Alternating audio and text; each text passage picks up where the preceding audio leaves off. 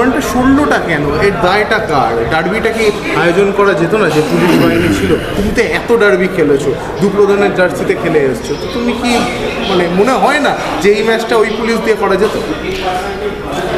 না, অবশ্যই করা যেত, অবশ্যই করা যেত। আমাদের প্রাক্তনীরা বলেছেন এবং আমারও দৃঢ় বিশ্বাস যে পুলিশ দেখেছি আমরা সেদিনকে ওই র্যালিতে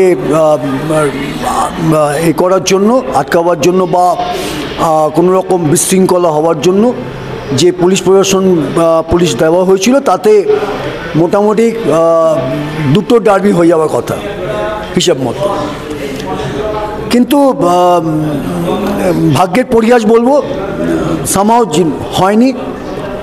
এবং আমি প্রত্যেককে সাধুবাদ দিই তিন প্রধানকে, যে ভারতবর্ষের ফুটবলটা যে আমরা ছোটোবেলা থেকে শুনে এসেছি যে ইন্ডিয়ান ফুটবল মানে হচ্ছে কলকাতা মক্কা, সেটা আবার প্রুফ হয়ে গেল।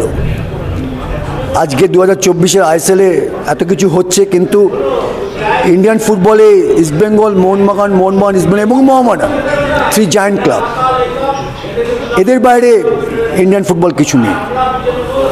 তো সেই জায়গায় দাঁড়িয়ে আমি বলবো যে অবশ্যই ম্যাচটা করা যেতে পারত, কিন্তু আমরা যে জিনিসগুলো শুনেছি যে বিভিন্ন জায়গা থেকে কলকাতা পুলিশ হোক বা পুলিশ প্রশাসন বিভিন্ন পেয়েছিল,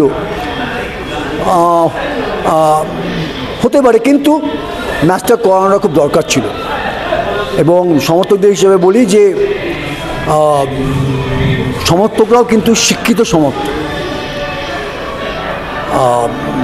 শান্তিভাবে যদি আমি প্রোটেস্ট করি, যেমন আজকে আমরা করলাম, তাতে তো কোনো অসুবিধা নেই।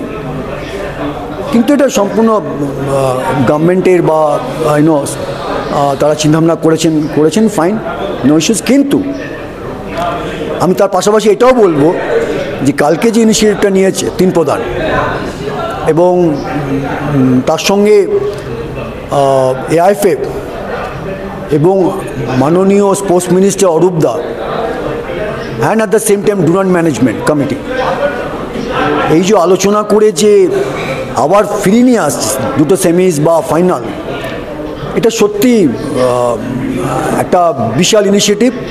এবং তার জন্য অ্যাজ এ আমি প্রাক্তন হিসাবে অসংখ্য ধন্যবাদ জানাই তিন প্রধানকে, নিতুদাকে, ইস্টবেঙ্গলের নিতুদাকে, রূপক দা ছিলেন, সেক্রেটারি ছিলেন, দেবাশিস দা মোহনবাগানে, এবং রাজুদা ইস্তিকার আহমেদ, তিন প্রধানের তিনজনকেই সাংঘাতিক একটা ইনিশিয়েটিভ নিয়েছেন। এবং আমি আশা করি যে তার সঙ্গে পাশাপাশি অবশ্যই এআইএফএ প্রেসিডেন্ট কল্যাণ চৌবেকে বা ডুরান্ট এন্টার ম্যানেজমেন্ট এবং অরূপ দাকে, স্পোর্টস মিনিস্টার, ওনাদের এই যে সাময়িক যে একটা সহযোগিতা সবাই মিলে, এটাই তো মানে বাংলার ফুটবলে এটাই তো একটা ডুরান্ট আটকে দেওয়া হলো, একটা ডুরান্ট করতে দেওয়া হলো না। সেটা আমরা দেখলাম যে এফিশিয়েন্ট পুলিশ ছিল, তবুও, কারণ সেটা রাজপথেই দেখা গেছে যে পুলিশ আসলে কতটা ছিল। আবার তো ডার্বি হওয়ার সম্ভাবনা রয়েছে ফাইনালে। তিন প্রধান তো আবেদন জানিয়েছে যাতে ফাইনাল এবং সেমিফাইনাল কলকাতায় আনা হয়। তখন কি হবে? ফাইনাল ম্যাচ কি এরকমভাবে আটকে দেওয়া যাবে? তখন তাহলে মীমাংসা কীভাবে? দেখো, গতকাল তোমরা যদি ফলো করো টোটাল প্রেস কনফারেন্সটা, সেখানে তিন প্রধানের 3 অফিসিয়াল কিন্তু পরিষ্কার বলেছেন যে প্রোটেস্ট বা হোয়াট এভার বা খেলা দেখা শান্তিপূর্ণভাবে যদি হয়, তো প্রোটেস্টটা তো আজকে যেভাবে সারা ভারতবর্ষ, সারা পৃথিবী যেভাবে এর যে উই ওয়ান্ট জাস্টিস, এই যে প্রোটেস্টটা, এটা তো লুকোতে পারবে না, এটা চাপা দিতেও পারবে না।